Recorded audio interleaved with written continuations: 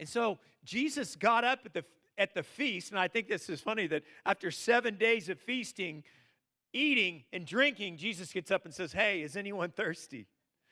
And I love how Jesus does things like that. That he brings us back to the reality that there is only one thing that satisfies, and that is his presence. He is the only thing that satisfies. Encountering Jesus is the only thing that truly satisfies. Encountering Jesus with that, and I love how God does this. It's like encountering Jesus satisfies, but you also are like addicted for more. Don't you love how God works? The only thing that satisfies, but once you taste and you see that the Lord is good, you have to come back for more.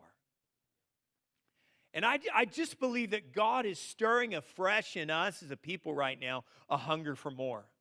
I feel it. I feel it in our worship, and I'm so thankful that he's doing that. You know, we have to be careful that we do not grow satisfied. It's one of the things that the church of Laodicea, the Apostle John wrote. He said, because you say, I'm rich, I've become wealthy, and I have need of nothing, and you do not know that you're wretched, miserable, poor, and blind, and naked. And that whole thing of, have I come to the place where I don't need anything anymore? Have I become satisfied with what I have in my life? You know, I don't know if you've been out of the country for a while, and after a while you start craving things. You know, after being out of the country for like 3 weeks, we land at the airport and we're headed for Tex-Mex.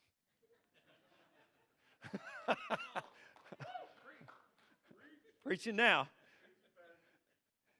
You begin to crave things. You begin to have this hunger because you've been away from certain things. And I've had all the beans and rice. I don't ever want to hear anybody say beans and rice again. You know, like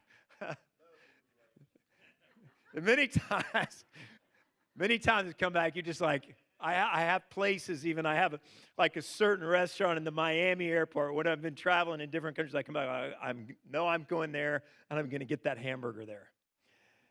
And you begin to thirst for things when you've been out of the country. One time Marcy was in Mozambique, and the Lord spoke to her as she was watching people come from all over the world to kneel in the dirt, paying thousands of dollars to come to the middle of nowhere in Pemba, Mozambique.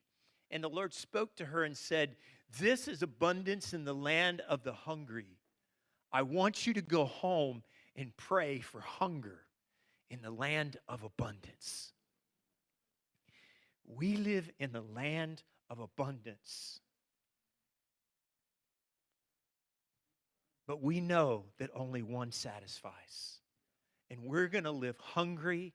We're going to live thirsty for the presence of God.